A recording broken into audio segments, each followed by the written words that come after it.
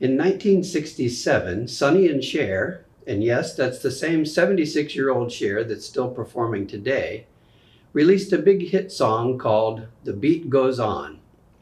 Upon a careful listen, you'll hear a tale of a country in turmoil, upended by war and any number of liberal causes that were taken at the time as crises. The phrase, "the beat goes on," is a metaphor for the continuation of the drumbeat of life that keeps us all moving despite the apparent upheaval. We've recently seen the Supreme Court upend a standing decision that previously explicitly provided for abortion at the national level. We're seeing the states retaliate by passing their own laws, either allowing, restricting, or banning abortion. We've seen a visit to Taiwan, the first in 25 years by a U.S. Speaker of the House, amidst threats of military action by China.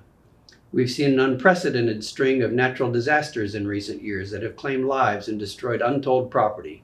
Floods, tornadoes, hurricanes, wildfires, and a worldwide pandemic. We're seeing the destruction of our major cities and a first time ever decrease in the average lifespan in our country brought on by drug overdoses and exacerbated by COVID-19. We're seeing unprecedented division in the country from the highest levels of politics all the way down to the grassroots. There are a number of ways to respond to such a messy situation. One would be to wring our hands and despair over the degradation and calamity around us. I'm not suggesting it. Another would be bury our heads in the sand. I don't recommend that either. I'd like us all to take just a minute to think hard about some positive ways supported by Scripture that we can respond to calamity. Here are some scriptures to consider. Do not be anxious about tomorrow, for tomorrow will be anxious for itself. Sufficient to the day is its own trouble.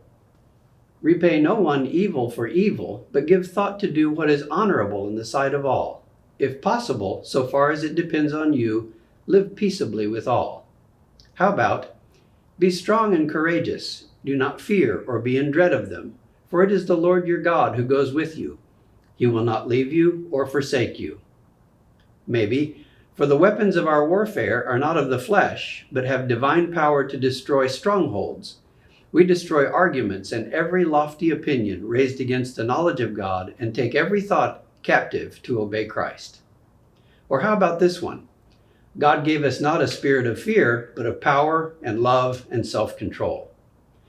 Finally, here's an admonition to women taken from 1 Peter chapter 3, verse 6, that we may all learn from. And you are Sarah's children, if you do good and do not fear anything that is frightening. Yes, life goes on, but to a Christian, the drumbeat is not just the humdrum of life. It's the carrying out of God's mission for us and the execution of His plans for mankind. We have a role to play, and I can assure you it's not despair or hand-wringing. We are to overcome the world through faith. Now here's your mission for today, should you decide to accept it. 1. Can you think of other passages that speak to you when you feel overwhelmed by what the world throws at you? 2. Can you think about your own life and plans? How does the living out of your plan participate in the accomplishment of God's will for mankind? 3. What role does prayer play in your life to settle your fears?